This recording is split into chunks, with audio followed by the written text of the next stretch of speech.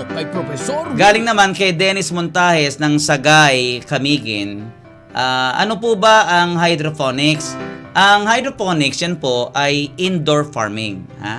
Maaring kakaiba sa karaniwan ang pagtatanim ng walang lupa at sikat ng araw. Subalit, marami na pong mga farm ang gumagamit ng sistemang ito ng pagtatanim.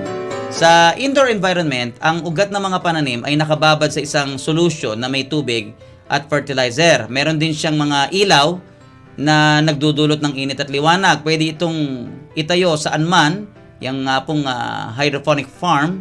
At kadalasang tanim ay mga gulay na pangsalad kagaya po ng repolyo at maging ng kamatis. Itanong mo kay Professor Willie. Galing naman kay Claire Alviar ng Boline, Abra.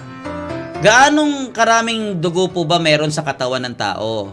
Alam mo Claire, ang dami ng dugo sa katawan ng tao ay depende sa kanyang laki o sukat. Mas malaking tao, mas maraming dugo. Ang isang bagong silang na sanggol ay magtataglay pa lamang ng isang cup o tasa ng dugo. Ngayon, kapag adult naman o matanda, tinatayang 1.2 o 1.5 gallons ang dugo na meron ng isang adult.